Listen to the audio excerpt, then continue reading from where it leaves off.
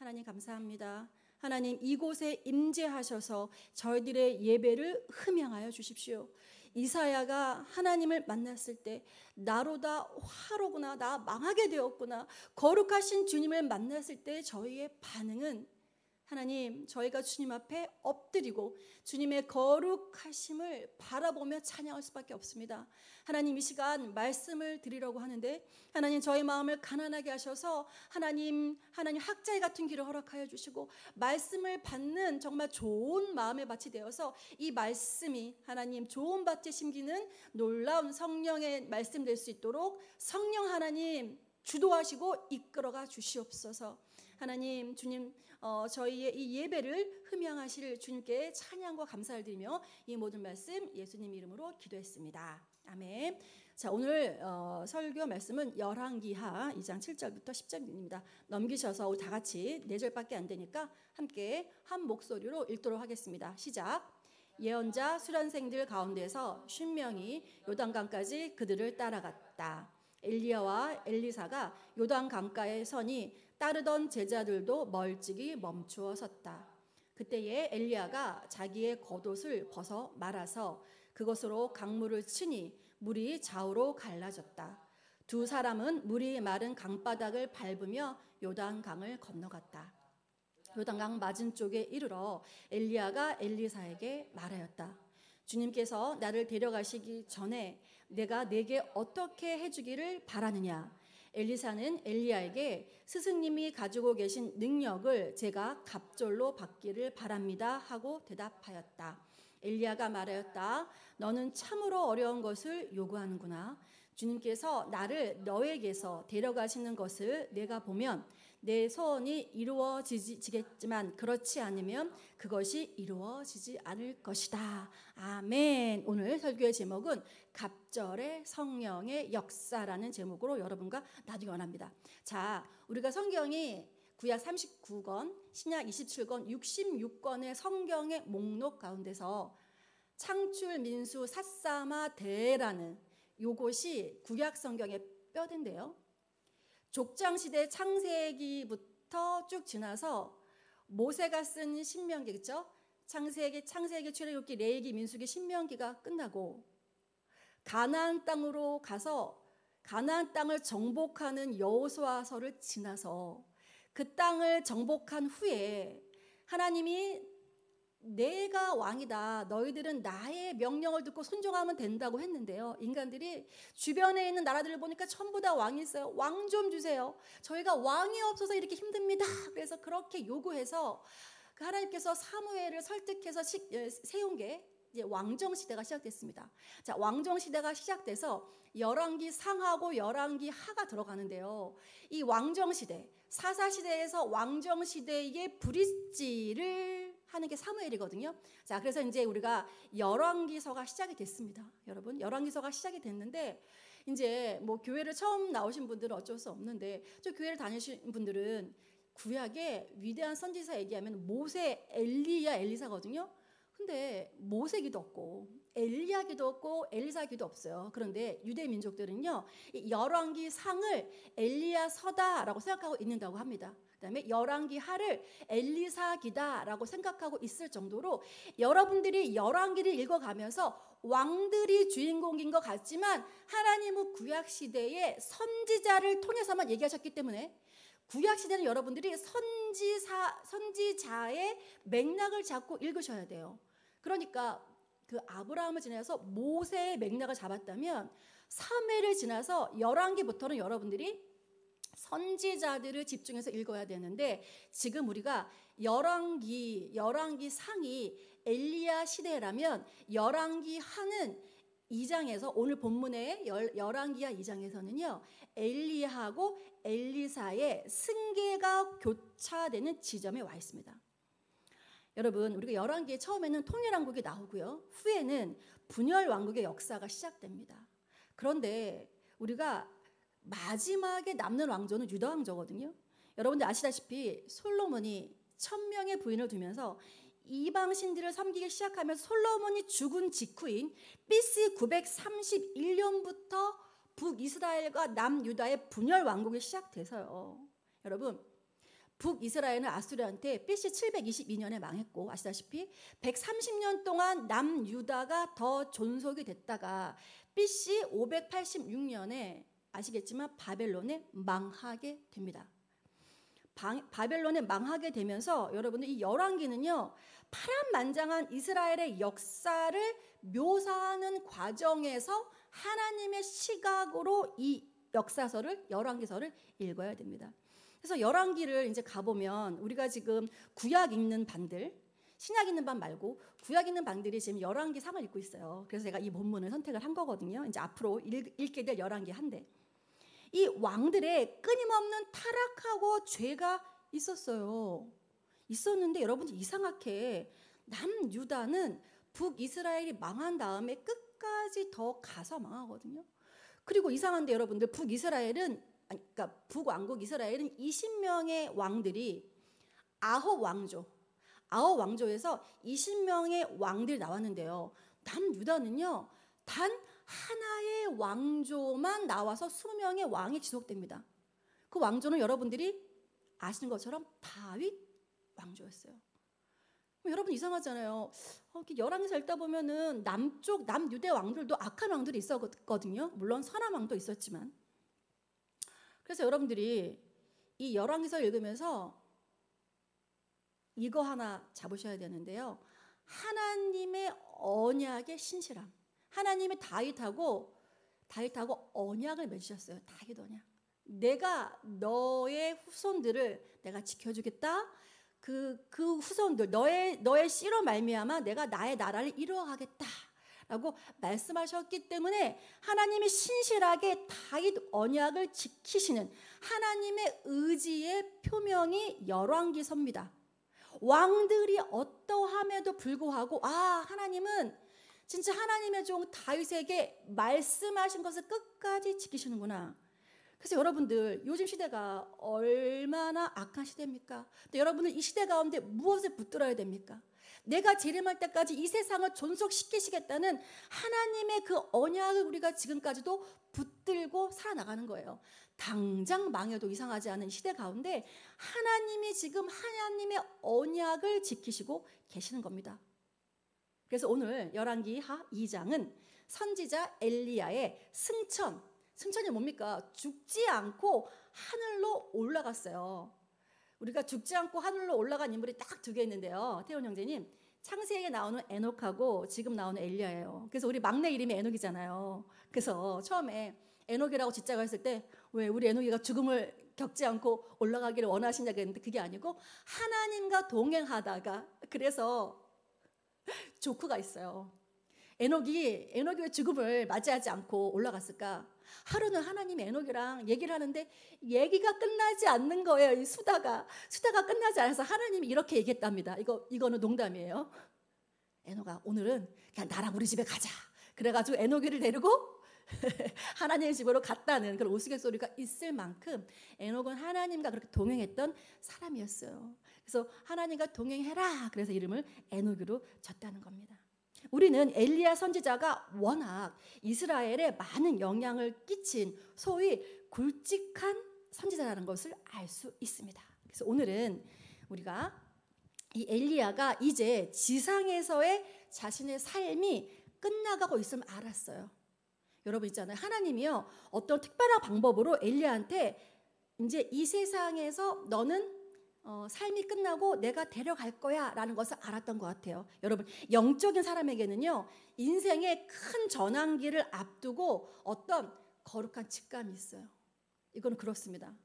저는 거룩하지도 않는데 가끔 이런 직감이, 우리 큰아들 지난 주일날 얘기했던 것처럼 이렇게 가끔 이라든지 무슨 일이 내일 있을 것 같다든지 그런 게 가끔 있어요. 가끔 있는데 저같이 비천한 사람도 가끔 있는데 엘리야가 하나님이 이제 나를 데려가시겠구나 라고 알았던 것 같아요. 그래서 제가 그 설교 말씀을 가끔 들었던 그 온누리의 그 수석 부목사님이셨다가 양재 온누리 교회를 책임졌다가 지금은 1516 교회 담임하고 계시는 이상준 목사님을 제가 가끔 설교를 옛날에 들었는데 그 목사님이 어떻게 그렇게 훌륭한 목회자가 될 수 있었냐면 어머님이 기도의 사람이셨대요. 그런데 그 아들만 둘 있는 집인데 이상주 목사님이 하루는 어머님이 기도를 굉장히 많이 하시는데 하루는 어머님이 늙으셨는데 이제 항상 거실인가 본인의 이제 방에서 기도하시는데 아마 거실 이런 안락의자 같은 데서 기도를 하고 계셨나 봐요. 근데 목사님이 들어오셨는데 어머님이 이렇게 말씀하시더랍니다. 상준아, 나는 이제 며칠 안 있어서 하나님의 부름을 받게 될 거야 라고 말씀하셨대요. 그러니까 거룩한 직감이 있었던 거야. 내가 죽는다는.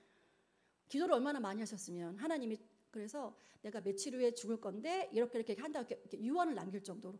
그래서 그걸 듣는데 그래, 하나님과 소통하는 사람들은 내가 죽을 날도 직감할 수 있겠구나. 마찬가지로 엘리야가 나의 죽음이 다가오고 있구나 라고 알았던 것 같아요. 그런데 이 엘리사가 눈치가 없어요. 엘리야가 이제 자기 죽음을 앞두고 어떤 일들을 행하려고 했는데 귀찮게 자꾸 이 제자 엘리사가 자꾸 스승님을 쫓아다니는 거예요. 엘리야가 따라오지 말라 그랬는데 엘리사가 엘리야의 옷자락을 붙드는 것처럼 자꾸 쫓아다녔어요. 포기하지 않고 쫓아다녔는데 놀라운 것은요, 여러분들, 엘리야가 엘리사 보고 쫓아오지 말라고, 나는 곧 죽음을 직감하기 때문에 내가 좀 혼자 이렇게 할 일도 하고 하나님 앞에 할 일도 하는데 쫓아오지 말라고 하는데 엘리사가요, 스승님을 꽉 붙들고 끝까지, 좀 전에 얘기하겠지만 죽음의 순간까지. 전 이걸 읽으면서 엘리사의 집념, 영적인 집념, 욕심. 여러분들 교회 다니다 보면은 좀 영적인 거에 욕심 있으신 분들 있잖아요. 와, 저 정도로 진짜 욕심이 있어? 축복도 받고, 야곱처럼 축복도 받기 원하고 내가 은혜도 받기 원하고. 근데 그런 게 좀 필요한 것 같아요. 제가 이런 예화가 있더라고요. 어떤 목사님이 버스를 탔는데 진짜 약간 좀 우리 약간 쌀티나는, 뭐 저처럼 이렇게 파마를 했나 보죠. 쌀티나는 이렇게 아주머니께서 버스에 이렇게 앉아서 그래서 방언으로 기도하더랍니다. 기도를 갔다 왔는지 그래서 목사님은 눈살이 찌푸러지는 거예요. 그리고 또 아기도 한 명 이렇게 데리고 있었나 봐요. 그래서 이제 목사님이 속으로 참 이렇게 사람들이 많은 게 버스 안에서 참 시끄럽고 참 우아하지 못하다, 참 쌀티난다, 믿는 사람이 그렇게 얘기했대요. 근데 갑자기 이 여자분이 버스 운전사한테 자기 당장 세우라고, 내려야 된다고 그랬다는 거예요. 그래서 목사님이 진짜 이러신 분이구나 하고 자기만 내려야 된다고 난리를 치니까 버스 운전기사가 버스를 세워서 이분을 내려줬답니다. 그러고 나서 버스가, 이제 목사님도 아마 내리셨나 봐요. 버스가 얼마 안 가서 버스가 전복 사고가 났대요. 그래서 그 사건을 보고 이 목사님이 멘붕에 빠진 거예요. 어떤 멘붕? 도대체 내가 보기에는 저 아줌마는 진짜 믿음으로 영적으로 성숙하지 못하고 진짜 이상하게 예수님 믿는 것 같은데, 알았던 거예요. 그분은 버스가 사고 날 거를 알아서 빨리 내어달라고 한 거예요. 어떻게 저 사람한테 하나님의 음성이 들릴 수 있지? 하고 목사님이 이렇게 막 고민했다는 거예요. 그러니까 제가 말하는 건 뭐냐면 엘리사는 그런 영적인 집념이 있었다고요. 그래서 어떤 집념이 있었는지 이제 한번 보도록 하겠습니다. 이제 제가 넘기라고 할 때 넘겨주시면 됩니다, 목사님. 5절에 뭐라고 되어 있냐면 선생님의 스승을 주님께서 오늘 하늘로 데려가려고 하시는데, 누가? 지금 엘리야가 제자들 50명하고 같이 다녔는데 제자들이 엘리사가 너무 붙는 거예요, 스승님한테. 자기네도 보니까 이제 스승님이 거룩한 어떤 죽음을 앞두고 어떤 의식을 행하려고 하는데 엘리사, 그중에 수제자 엘리사가 너무 귀찮게 하니까 그 제자들이 그러는 거예요. 선생님의 스승을, 엘리야를 주님께서 오늘 하늘로 데려가려고 하시는데 엘리사 선생님 알고 계세요? 그만 좀 귀찮게 하세요 하고 이렇게 말하는 거예요. 눈치 좀 챙기세요 라고 얘기하는 거예요. 그랬더니 엘리사가 바로 이렇게 얘기했어요. 엘리사가 주님께서 살아계심과 스승께서 살아계심을 두고 맹세합니다. 나는 스승님을 떠나지 않겠습니다 라고 엘리사가 얘기하는 거예요. 난 끝까지 스승님을 따라가겠습니다. 여러분, 우리가 사회나 국가뿐이 아니고요, 우리의 교회 역사에서 진짜 큰 사람들이 데려가면 벌써 넘기셨네. 데려가면 어쩌나 하는 그런 위대한 분들이 있죠. 저거 사랑교회 다녔으니까 오카나 목사님 돌아가셨을 때, 하영정 목사님 돌아가셨을 때, 우리 한국은 이제 어떡하란 말입니까? 그렇죠. 그런데 오늘 하나님은 이렇게 말씀하세요. 다 같이 읽어볼까요? 시작. 사람은 죽어도 하나님의 비전, 사명은 이어가는 것입니다. 우리가 생각하는 위대한 사람들이 죽었다고 하더라도, 지금은 그런 위대한 사람들이 영적인 스승이 없는 것 같아도 하나님은 하나님의 방법으로 하나님의 비전, 사명을 이어가시고 있어요. 그럼 우리는 어떻게 하면 돼요? 우리의 구간을 달리면 됩니다. 다른 사람 그만 좀 신경 쓰시고요. 하나님이 나한테 맡겨주신 구간, 김효인 전도사님, 자기는 A부터 B까지 달리면 돼. 달리면 되는 겁니다. 옆에서 저 사람 왜 안 달려? 저 사람 뭐 하는 거? 내 구간만 달리면 하나님은 하나님의 사람들로 인해서 이런 구간들을 달려서 하나님의 나라를 이뤄가시고 비전, 사명을 이어가시는 거예요. 하나님의 나라는 하나님이 책임지십니다. 위대한 하나님의 사람들도 하나님이 쓰시는 도구에 불과한 거예요. 그러니까 여러분들, 사람들을 우상화시키지 마세요. 여러분들이 아무리 존경하는 목사님, 전도사님, 권사님 있다고 해도 그분들도 하나님이 쓰시는 일개 종뿐일 뿐입니다. 우상화시키는 거 조심하셔야 됩니다. 자, PPT 넘기셔서 우리 이제 사무엘하 2장 1절, 2절, 4절, 7절을 같이 읽어볼 건데요. 네 구절을 읽을 때 여러분들 제가 지금 빨간색으로 지명을 표시해놨거든요. 이 지명이 되게 중요해요. 우리 다 같이 한번 읽어볼게요. 시작. 주님께서 엘리야를 회오리 바람에 실어 하늘로 데리고 올라가실 때가 되니 엘리야가 엘리사를 데리고 길갈을 떠났다. 길을 가다가, 자 2절 시작. 엘리야가 엘리사에게 말하였다. 나는 주님의 분부대로 여리고로 가야 한다. 그러나 너는 여기에 남아있거라. 그러나 엘리사는 주님께서 살아계심과 스승께서 살아계심을 두고 맹세합니다. 나는 결코 스승님을 떠나지 않겠습니다 하고 말하였다. 그리하여 그들은 함께 여리고로 갔다. 자, 그 다음에 4절 시작. 엘리야가 엘리사에게 말하였다. 나는 주님의 분부대로 베델로 가야 한다. 그러나 너는 여기에 남아있거라. 그러나 엘리사는 주님께서 살아계심과 스승께서 살아계심을 두고 맹세합니다. 나는 결코 스승님을 떠나지 않겠습니다 하고 말하였다. 그리하여 그들은 함께 베델까지 내려갔다. 자, 마지막 7절입니다. 시작. 예언자 수련세들 가운데서 50명이 요단강까지 그들을 따라갔다. 엘리야와 엘리사가 요단강가에 서니 따르던 제자들도 멀찍이 멈추어 섰다. 네, 더우시면 에어컨 좀 켜세요. 자, 그래서 지금 4개의 지명이 나왔는데요. 자, 길갈, 베델, 여리고, 요단. 다시 어디요? 길갈, 베델, 여리고, 요단. 지금 세 번역이기 때문에 베델이라고 나왔고요. 개역개정에서는 벳엘, 하나님의 집. 벳은 다 하나님 집이란 뜻이거든요. 그래서 그 어원이 그래요. 하여튼간 길갈, 베델, 여리고, 요단. 자, 이 지명들의 순서가 중요한데요. PPT 한 장 넘겨주시면, 자, 길갈, 베델, 여리고, 요단의 뜻이 뭐냐? 한 번 더 눌러주세요. 이 지명들의 의미는, 자, 누르시면 첫 번째, 여호수아가 정복 전쟁 시에 걸어갔던 여정이에요. 여호수아가 정복 전쟁을 할 때 저 순서대로 길갈, 베델, 여리고, 요단강으로 정복해서 나갔다고요. 무슨 말입니까? 이 의미는 뭐냐면 엘리사하고 엘리사의 승계는 모세와 여호수아의 승계랑 같다라는 뜻이에요. 그만큼 위대한 선지자들, 모세하고 여호수아의 승계처럼 엘리야, 엘리사 너희들도 그런 의미를 가지고 있어. 자, 한 번 더 누르시면 두 번째 의미는요. 선지자들이 밟는 이런 땅들, 길갈, 베델, 여리고, 요단강, 이런 선지자들이 밟는 모든 땅은 결국 하나님께 속한 것이다. 그래서 여호수아도 하나님께서 주셨기 때문에 그것들을 정복할 수 있었던 건데요. 그러면 뭐냐면 무슨 뜻이냐면 이 땅을 밟고 사는 우리들, 저희는 지금 어디 밟고 있어요? 한국 땅을 밟고 있지요.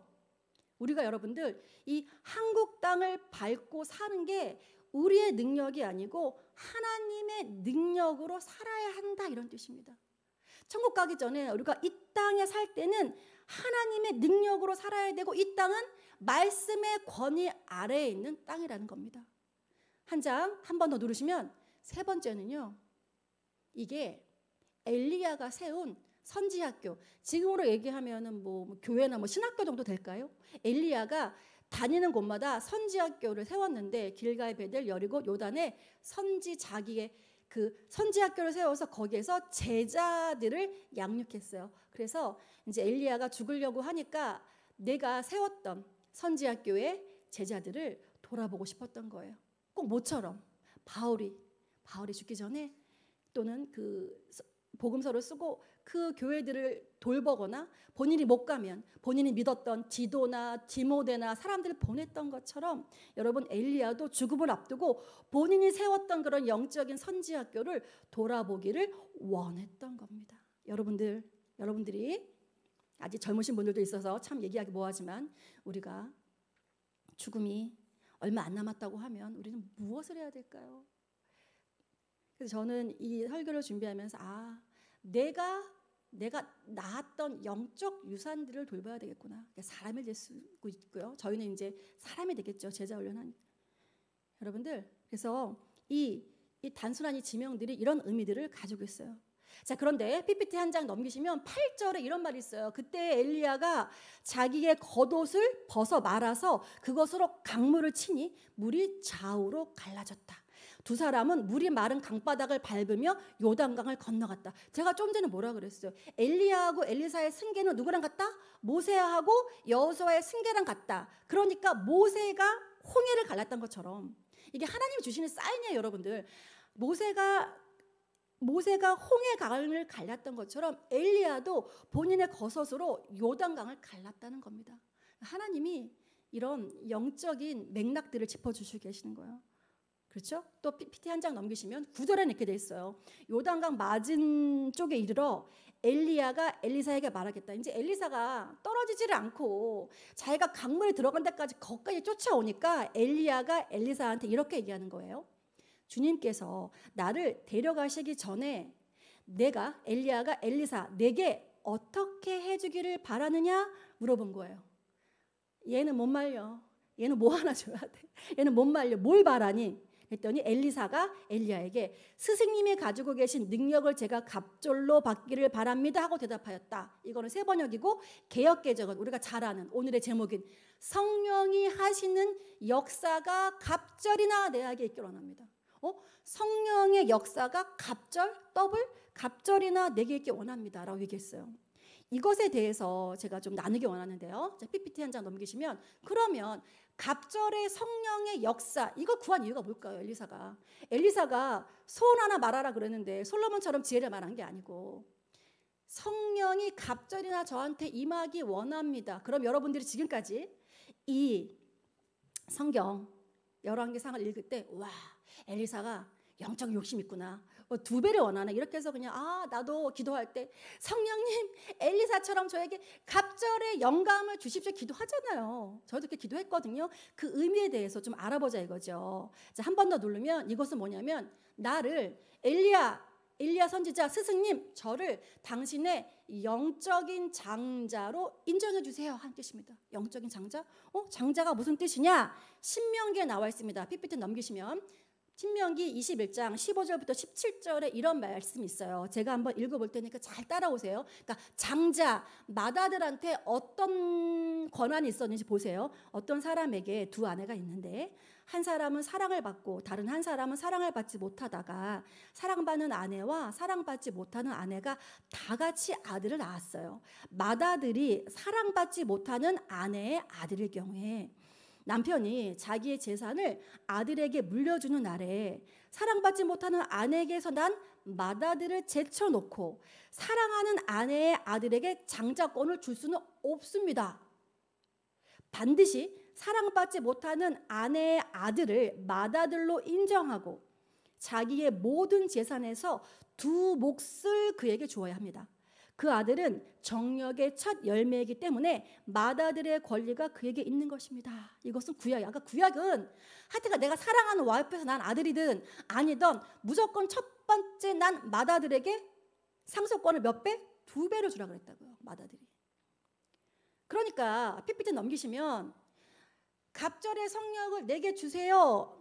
눌러주세요. 하는 이유가 뭐냐면 영적인 장자권은 이제 유다에게 갔고 육적인 장자권은 요셉에게 물려줬잖아요. 이스라엘이. 그런 것처럼 엘리사는 엘리야의 물질이 아닌 그 영적인 독특한 위치와 능력. 그러니까 내가 엘리사 스승님이 했던 그 이스라엘 하나님의 음성을 듣고 이스라엘 하나님의 음성을 대언하고, 그렇죠? 역사했던 그것, 그 능력을 제가 갖겠습니다 하는 영적인 장자권을 달라는 의미였어요. 욕심 있죠. 저는 영적으로는 욕심이 좀 있어야 된다고 생각합니다. 영적으로 너무 겸손한 것도 안 돼. 그래서 천국은 침노하는 자의 것이다. 침노하는 자의 것이다. 그래서 여러분 그러면 10절에 넘기시면 이제 엘리야가 이렇게 얘기하는 거예요. 엘리야가 말하였다. 너는 참으로 어려운 것을 요구하는구나. 쉽지 않았다는 거예요. 엘리야 본인의 능력이 아니었다는 거예요. 성령님이 그렇게, 하나님이 나한테 그렇게 하신 건데 네가 참으로 어려운 것을 요구하는구나. 주님께서 나를 너에게서 데려가시는 것을 네 눈으로 보면 엘리사 네 소원이 이루어질 거야. 근데 그렇지 않으면 그것이 이루어지지 않을 것이다 라고 얘기하고 있어요. 이것은 뭐냐면 여러분들, 하나님이 나를 데려가시는 것, 하나님의 비전을 볼 때 이 축복을 얻을 거란 얘기예요. 하나님의 꿈은 뭐냐면 이 북왕국 있잖아요. 북이스라엘이 그 아합 이세벨 때문에 너무 영적으로 어둡고 흑암이었어요. 하나님을 무엇을 원하냐면 이 선지자들을 끊임없이 보내면서 회개를 말씀하시면서 뭐라고 했냐면 이 북이스라엘의 이 영적인 어둠을 걷어내시는 것, 그것이 하나님의 소원이셨거든요. 엘리야가 그 역할을 했던 거예요. 엘리사가 이제 그 역할을 이어받아야 돼요. 무엇을 받기 때문에? 비전을 받기 때문에. 엘리야를 승천하시는 그 하나님의 비전을 볼 때 엘리사는 그 축복을 얻을 것입니다. 여러분, 무슨 비전을 보기 원하세요? 하나님 나한테 무엇을 보여주기 원하세요? 기도할 때 하나님 저에게 어떤 로또 번호, 아파트를, 하나님 저한테 자녀의 축복을, 여러 가지 중에서 여러분들 하나님이 여러분들한테 무엇을 보여주기를 원하세요? 저는 요새 하나님 엔터교회 다음 세대를 세울 수 있는 교회가 될 수 있도록 주님 도와주십시오 라고 요새 제가 기도를 하고 있습니다. 다음 세대. 왜요? 왜 다음 세대를 제가 기도하게 되냐면 하나님의 나라는 이어져야 되잖아요. 이어져야 되니까 하나님 그런 영적인 자녀들을 저희 교회에 많이 주십시오. 엔토교의 비전, 저의 개인적인 비전은요, 하나님 천국에 갈 때 그 날이 하나님을 가장 사랑하는 날이 될 수 있도록 좀 도와주세요. 오늘보다 내일보다 그 모레가 점점 그런 기도를 하게 됩니다. 여러분, 여기서 비전을 직접 볼 때, 비전을 언제 봅니까? 제가 여러분들 이제 그 확신의 삶 설교가 끝나면 조금 성경 가운데서 헷갈리는 그런 내용들이 있잖아요. 그것들을 가지고 좀 설교를 하기 원하는데, 여러분들이 잘못 생각하고 있는 것 중에서 안 그러신 분들도 있지만 대부분 솔로몬의 지혜와 일천번제를 잘못 생각하고 있어요. 그래서 교회 처음 나오신 분들이 솔로몬이 일천번제 들었다 그래서 천일을 작정하고 매일 하루에 1,000원씩 10,000원씩 들으시는 그런 습관, 전통이 한국 교회에 많습니다. 여러분 들어보지 않으셨어요? 천일의 제단. 근데 거기서 그거는 그런 뜻이 아니에요. 그러니까 우리가 성경을 읽을 때는 그 문화와 문맥과, 그래서 있잖아요. 신학생들이 그 헬라어 히브리어 원어를 보는 거예요. 거기서 1,000번제는 한 번에 제물을 1,000개 드렸다는 거예요. 양이나 소를 1,000마리 드렸다고요. 한꺼번에 제단에서. 하나님 앞에서. 그러니까 이제 해석하시는 이제 목사님들이 신학자한테 얘기해요. 이게 제물은요, 우리가 예배는 자기가 하나님 앞에 나와서 진심으로 드려야 되는데 솔로몬이 성전을 짓고 1,000마리의 그 제물을 한꺼번에 드렸는데, 여러분들 그 레위기에서 제물을 누가 잡게요? 제물을 드리는 사람이 양을 잡아야 되거든요. 그럼 솔로몬이 1,000마리 제물을 다 잡았을까요? 그렇지 않다는 거예요. 솔로몬이 잡은 것도 있지만 다른 사람들 시켜서 막 잡았을 거 아니에요. 솔로몬을 다 잡지 못했다고요. 그러니까 예배는 양이 중요한 게 아니고, 양도 중요하죠.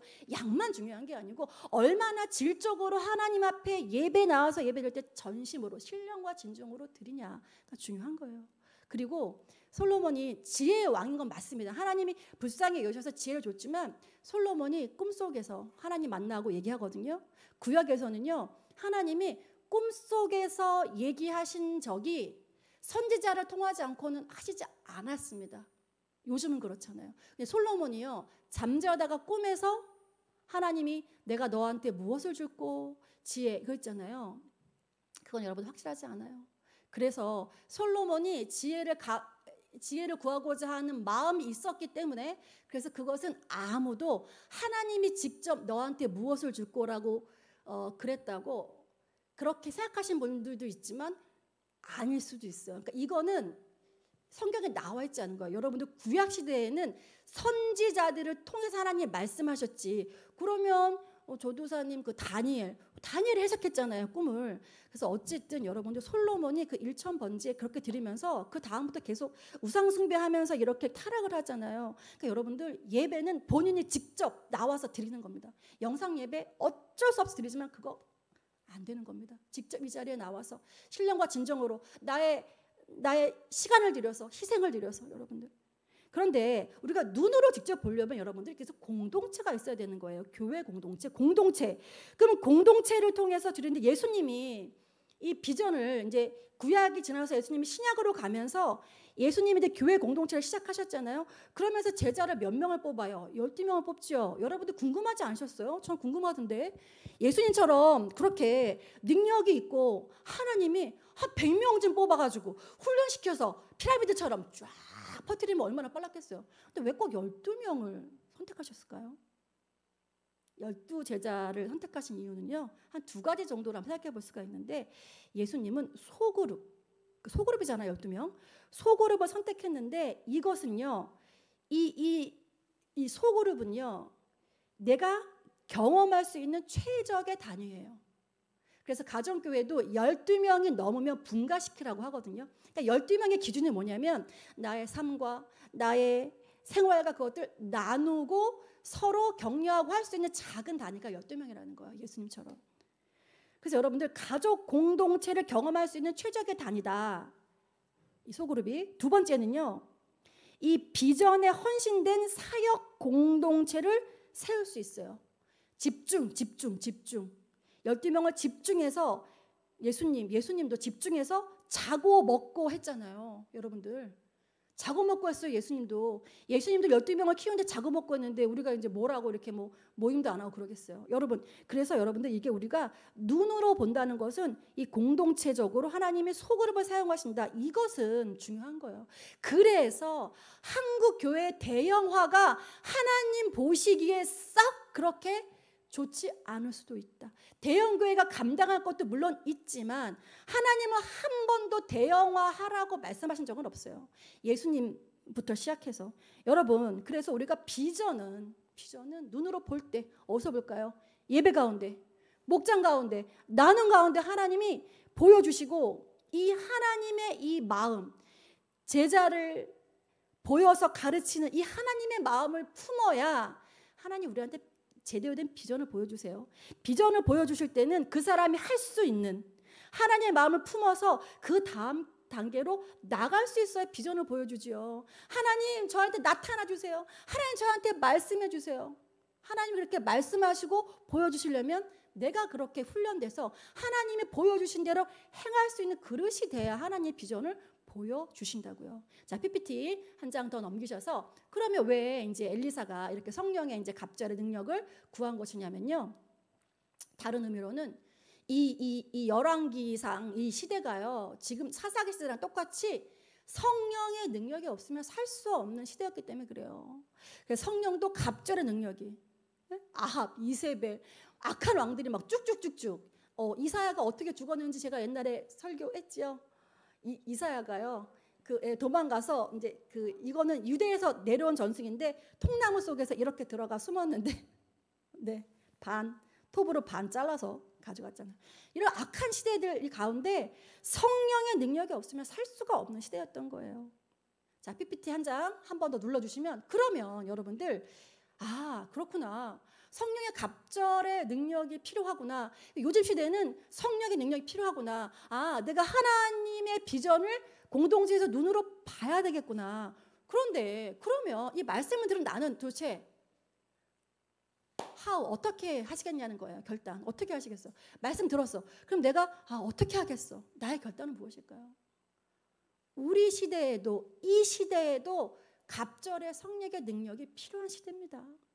엘리야 엘리사 시대뿐만 아니고 지금도 갑절의 성령의 능력이 필요한 시대라고요.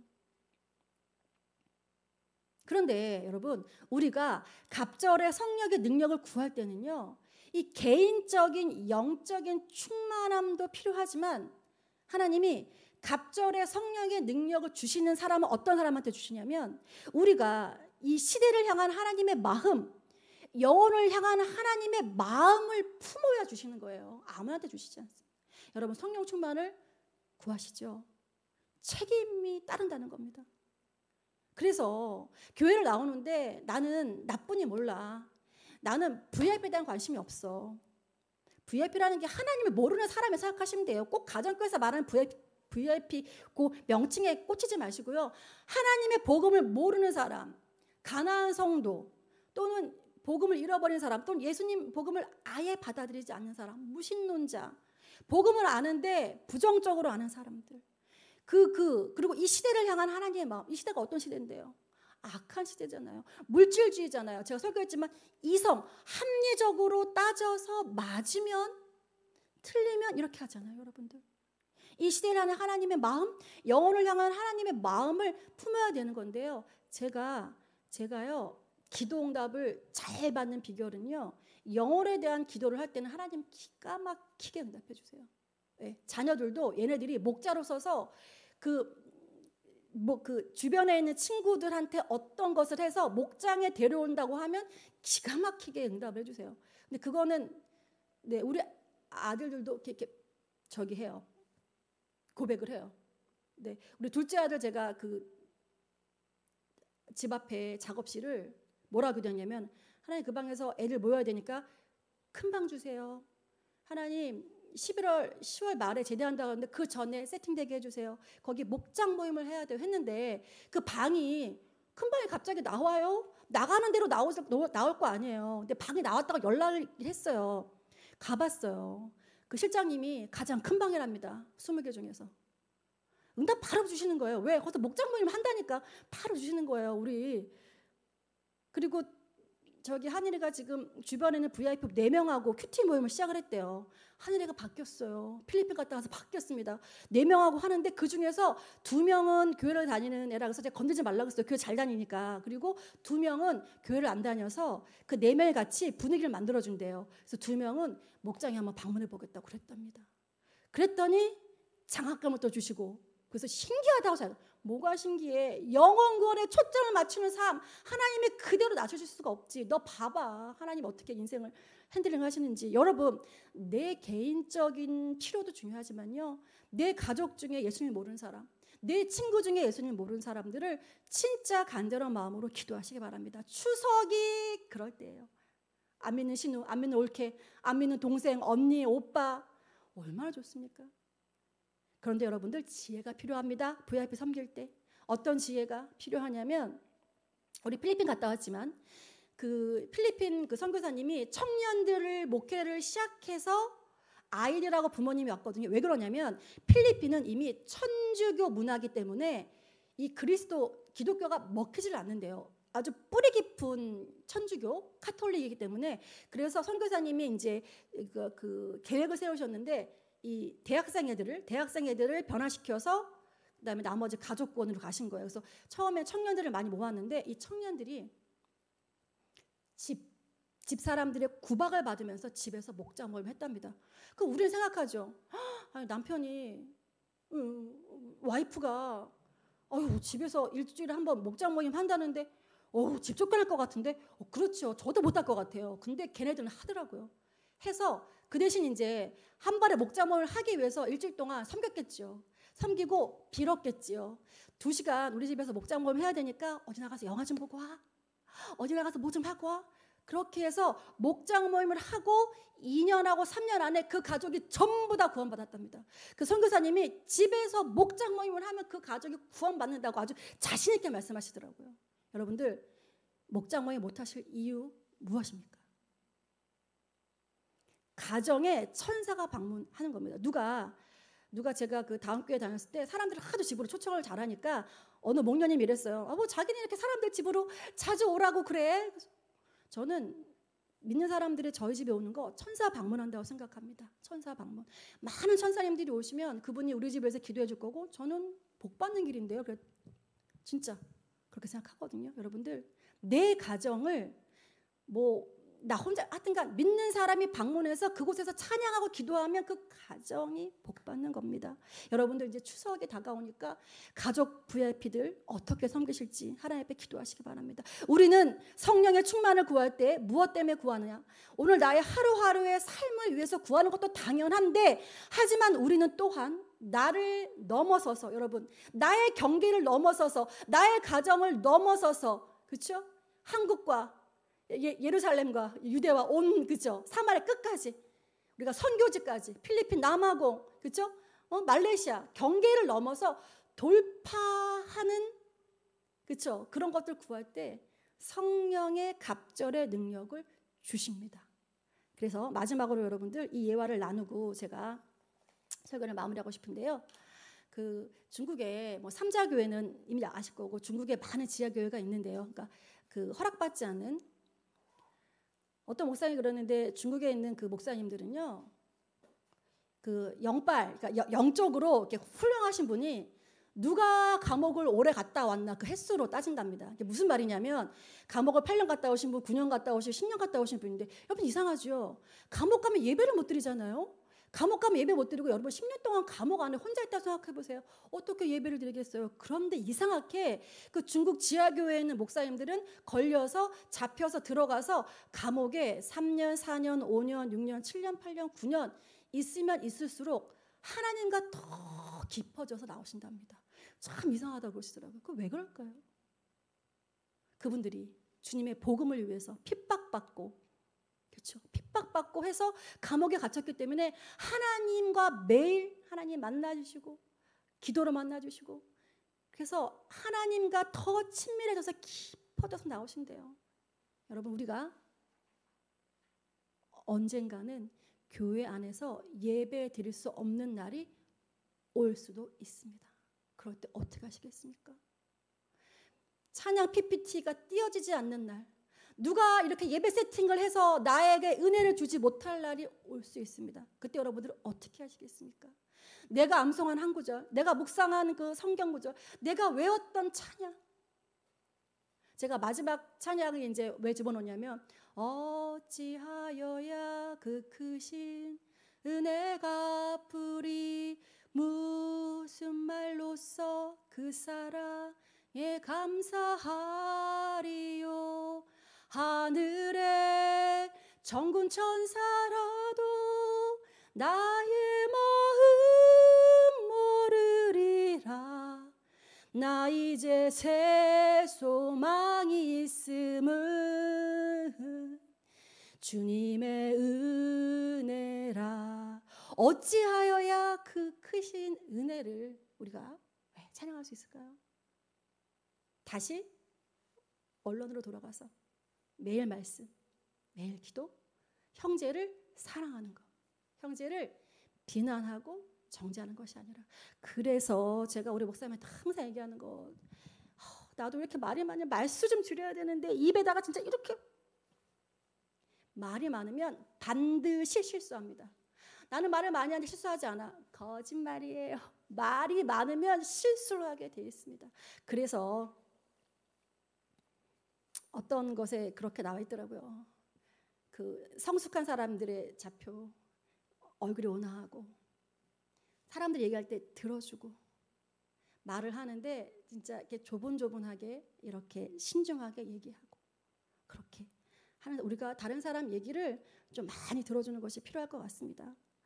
여러분 오늘 갑절의 성령의 은혜에 대해서 제가 설교를 했는데요. 여러분들 추석을 앞두고 좀 생각하실 수 있는 말씀이 되기 원하고 우리 이 시간 다 같이 PPT 넘기셔서 기도를 좀 하려고 하는데요. 여러분들 오늘 갑절의 성령의 역사를 본 엘리사처럼 여러분들의 삶의 영역에서 갑절의 성령의 역사가 필요한 영역이 무엇인지 우리 다 같이 들은 말씀 생각하시면서 같이 기도하겠습니다.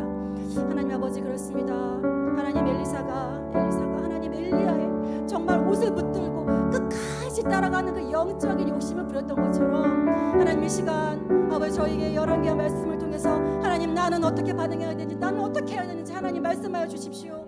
말씀하여 주십시오. 하나님 저는 정말 영적으로 엘리사처럼 하나님께 더욱더 매달리기를 원해야 되겠다는 생각을 했습니다. 하나님, 나의 경계를 넘어서, 내 가족을 넘어서 내 주변에 있는 예수님을 모르는 사람들에게 더 간절한 마음으로 복음을 전하고 기도해야 되겠다는 마음을 얻었습니다. 하나님, 내 인생이 잘 풀리기 위해서만 하나님께 주세요 달라 하는 기도가 아니고, 하나님 성령의 갑절의 역사를 가면서 성령의 아버지 충만함을 구하면서 하나님의 기뻐하신 일에 헌신하겠다는 아버지 각오를 아버지 하였습니다.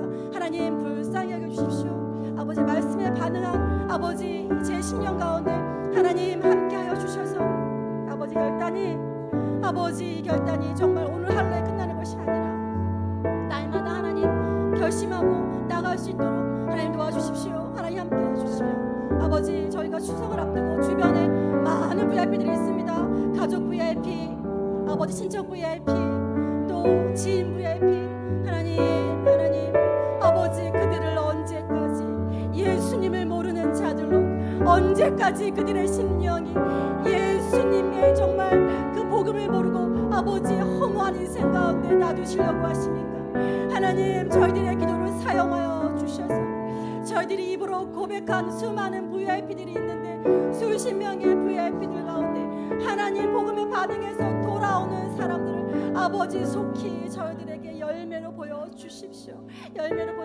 무엇보다 아버지 교회 목장을 섬기고 아버지 출석하는 우리 교인들의 정말 가족 VIP를 불쌍히 여주셔서 아버지 추석 때 좋은 인상으로 그들을 잘 섬겨서 하나님 그들이 정말 아버지 예수님을 믿고 싶은 마음, 한번 나가볼까 하는 마음이 될 수 있도록 주님 인도하여 주십시오.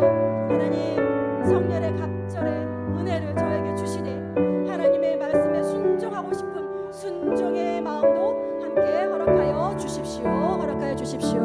아멘. 자, 두 번째, 우리 각자의 목장 식구들과 VIP 또 생명상 시작한 우리 연우면 끝까지 갈 수 있도록 기도해 주시고요. 세 번째, 우리 나라 지도자 한국교회 회복 주일 목장 연합 예배, 그리고 이제 추석으로 지금 지방에 내려가시는 분들 가족 VIP도 잘 섬길 수 있도록 우리 2번 3번 묶어서 같이 한번 기도하겠습니다. 하나님 아버지, 정말 저희가 정말 아버지 이 목장에 하나님 보내주신 수많은 VIP들이 있습니다. 하나님, 그들이 무엇이 필요하는지 영적인 메마름, 그들이 갖고 있는 영적인 문제들을 정말 저희들에게 보여주십시오.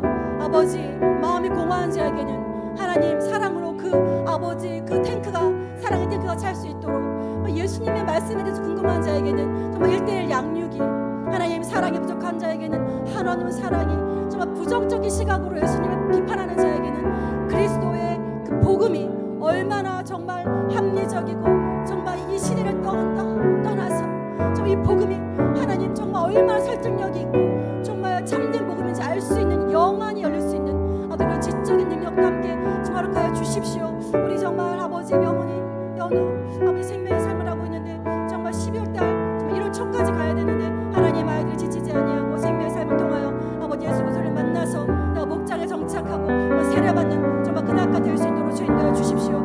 우리 진이도 기억하여 주셔서 하나님 1:1 양육할 수 있는 길 열어주시고 목장에 잘 정착할 수 있도록 주 도와주십시오. 우리 친구 목장을 기억하여 주셔서 몰라신 목장이 정말 날이 갈수록 아버지 VIP들이 정말 방문하는 목장 될 수 있도록 주여 인도하여 주셔서 이 시대에 하나님의 복음을 들고 나가는 영적인 다음 세대 군사들로 아버지 훈련받을 수 있도록 주여 인도하여 주십시오. 이 나라 이 민족을 불쌍히 여주셔서 마지막 날에 정말 땅끝까지 복음을 전하는 선교사를 파송하는 나라로 삼아 주셔야 되는데 아버지 교회가 썼고 아버지 목사님이 썼고 아버지 사역자들이 썼고 장로님이 썼고 아버지 저희들이 정말 회개하기 원합니다. 하나님, 저부터 회개하기 원합니다. 하나님, 제가 제대로 아버지 서서 이 교회를 섬기는 자가 되어야 될 텐데 하나님 기도하지 못하고 아버지 통회하지 못하고 애통하지 못하고 하나님 회개하지 못하는 악한 아버지 심령을 주님 용서하여 주십시오. 이 나라의 문제가 저의 문제고 이 나라의 정말 아버지 모든 문제가 저의 문제인 것을 아버지 이 시간을 고백합니다. 하나님, 저희들을 불쌍히 여겨주십시오. 아버지 불쌍히 여겨주십시오. 저희에게 하나님의 얼굴을 보여주시고 하나님의 얼굴을 보여주셔서 하나님 저희 대한민국을 다시 한번 하나님 아버지 복음으로 사는 아버지 그런 나라가 될 수 있도록 아버지 세워주십시오.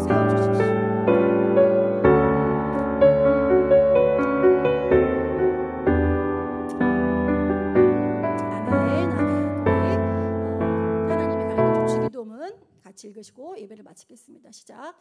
하늘에 계신 우리 아버지, 아버지의 이름을 거룩하게 하시며 아버지의 나라가 오게 하시며 아버지의 뜻이 하늘에서와 같이 땅에서도 이루어지게 하소서. 오늘 우리에게 일용할 양식을 주시고 우리가 우리에게 잘못한 사람을 용서하여 준 것 같이 우리 죄를 용서하여 주시고 우리를 시험에 빠지지 않게 하시고 악에서 구하소서. 나라와 권능과 영광이 영원히 아버지의 것입니다. 아멘.